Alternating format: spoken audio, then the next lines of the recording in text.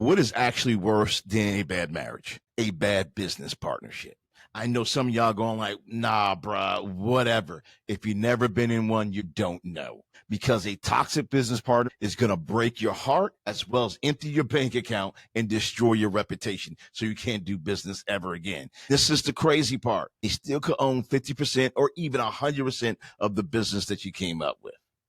If you think a divorce is messy, imagine a business divorce. Man, it's devastating to your dreams. This is the reason why I want to prevent you from going through the same thing. I've seen people squeeze out of their companies.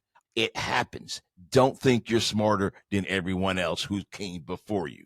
I'm going to give you a checklist of red flags in order to prevent you from getting into business with certain people. Also, I'm going to teach you how to protect yourself when you go into business to make sure that you get everything you're supposed to get out and you don't lose your shirt or your socks or whatever else that you put into it. If you're interested in learning more, then I'm going to behoove you to stick around, get your notepad and pen, and go along for this ride. Let's go. 50% of marriages end in divorce. 70% of business partnerships end, period. Which one's worse? Exactly, 70%. In fact, the 70% of business partnerships that end also help divorce rates go up because you sacrificed so much given to your business and you got screwed and it destroyed your family life. In marriage, you have a lot of vetting that usually takes place. In business partnerships, it usually isn't. Think about it. You bring your potential spouse, the one you love, home to meet your mom and dad. You introduce them to your friends. You do counseling with the pastor before you get married. But when it comes to a business partner, they don't meet any of those people. You don't go through any of those counselings at all. They don't get to vet them. They don't get to give you a wink, wink sign like something might be wrong. You basically shake hands and say, hey, bro, let's do this. Hey, sis, let's do this. And you put your financial future into someone's hands you barely know. Or in some cases, somebody you think you know. I talked to someone this week and he gave me some wild stories on how someone who he thought was his best friend ended up being his best enemy. So I'm going to give you a checklist right now. Let's go ahead and start off with number 1 on that red flag list. If you meet somebody who promises a lot but has no plan, they're always a great talker. They give you the dream. They give you the vision. Man, they really got you bought in. They're a great salesperson, but they have no plan. That's red flag number 1. Red flag number 2, they want all the control, but don't want to put in equal work or money. I met people like this. I know you have too, that, they put in a nickel, you put in $1, but yet they want to control everything, tell you how to do everything. And they think they are the brains of the operation. That is a red flag. It is a disaster waiting to happen. I'm telling you, don't have to listen to me, but I'm telling you, overlook this one and you will be sorry. Number 3, they get defensive anytime you talk about putting things down on paper. Hey, man, let's put this partnership down on paper. Hey, let's put our split down on paper. Hey, we need to make sure we document that so that way we know how to move forward.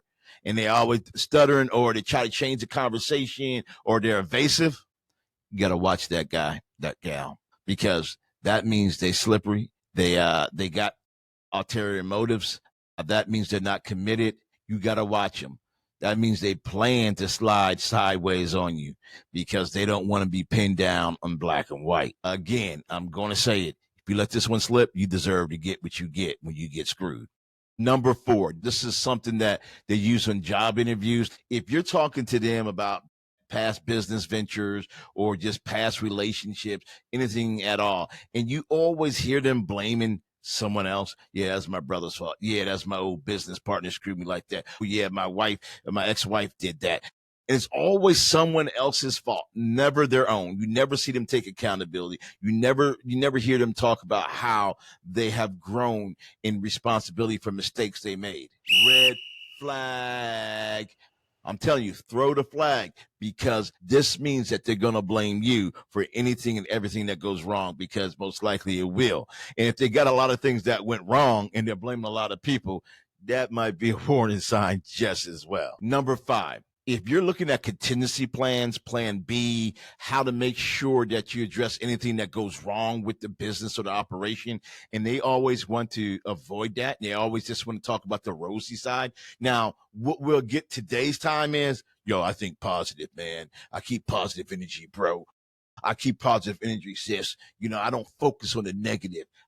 I burn the ships. I don't look for an alternative plan. If you look that way, man, you're not going to get ahead. Bullcrap. When it comes to business, you don't focus your energy on it, but you do talk about what if things go left? How do you get it to go back right? You have to come up with contingency plans as a smart business person. As a motivation, you stay positive. But if they're trying to avoid this, red flag. Red flag. That means they're a fantasy world. They will bail on you in a heartbeat, and they got an escape plan. Now, I gave you 5, but I got a bonus 6 one for you, one that's really personal to me. Number 6, if they're always looking for a paycheck and not a payday. What do I mean by that? They're always concerned about getting money today. Okay, what do we got this week? How much money can I put in my pocket now? And they're not looking for the payday, then that means they most likely are not a good business partner because they're not focused on the dream, the goal. Business takes time to make money to get that payday. Now I'm going to help protect you. I told you that, you didn't have a way to vet like you did in a marriage with a business partner.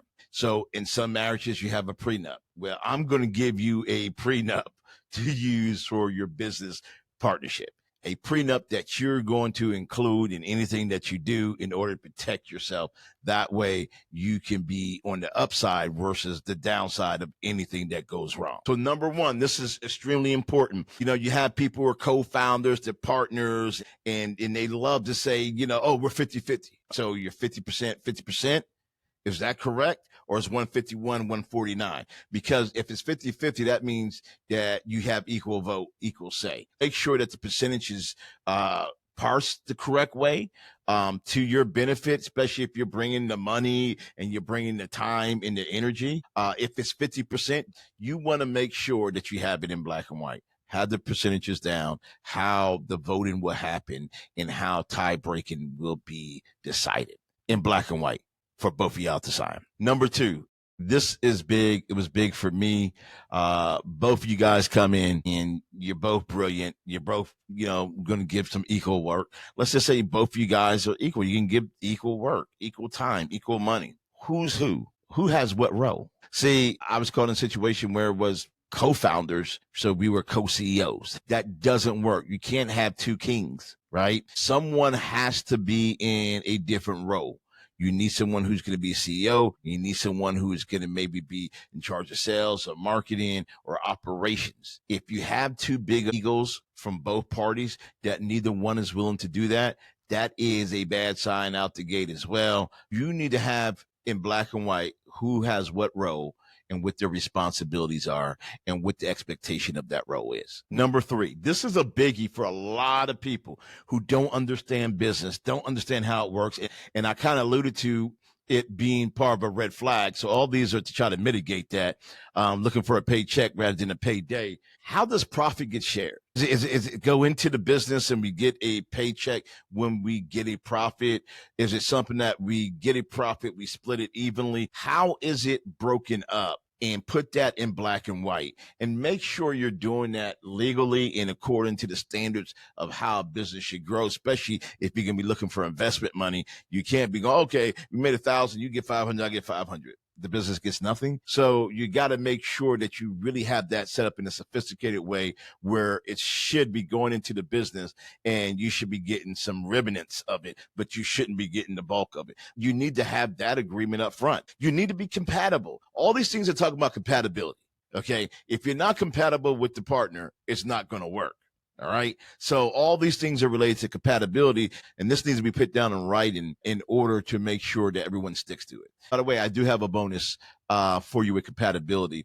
I have the ET assessment. I put a link in the description down below. You need to take it and your partner needs to take it in order to see if you're compatible to begin with. Because one is trying to go this direction and that's their ET type, and you're trying to go that direction, that's also going to be a bam, warning sign. So this is a good way to be able to find out about it. Just self-plug there with the assessment. It's free of charge. Takes 60 seconds. All right. The next one, number 4. This is a biggie. It's the exit strategy. See, a lot of people don't think about this. Investors do. They want to know what your exit strategy is, bro. Are you planning to sell it? You planning to give it to your kids? Are you trying to do a legacy with it? Because if you're not on the same page on that in partnership, you're most definitely going to be on the same page when it comes to investors. Maybe they want to hold on to it and you want to sell it. It doesn't work, especially if you're 50-50, because they're going to hold up the sale. I had a friend tell me about how a business partner held up a sale of their parents' business and drove it into the ground. Because of it, they lost everything. You need to have that conversation up front, and you need to put it in black and white and use a lawyer to do so. You need to know what your exit strategy is. And also, you need to know if they go ghost, if they just disappear on you. This stuff happens. And I'm trying to tell you, it's some wild stories that are out there about partnerships breaking up. I might just bring you some of those stories. It's just something where you can go like, whoa, never heard of that, bro. Yes, they might go ghost on you. So how long should they be ghost before their share comes over to you, right? Do you have contingency plans on that? And in death, what happens? So these are 4 things to include in a business prenup, and ingredients that I think will help make your success better, and not put you in a position where you could be taken advantage of. Hopefully this was helpful for you. If so, also give me some likes and go ahead, put some comments on there whether you think marriage is harder than a business partnership. I could be wrong. This is your boy J.I. Check out this video here and this video here. These videos are going to help you on your journey to become stronger and better entrepreneurs. I'll holler at you on the other side.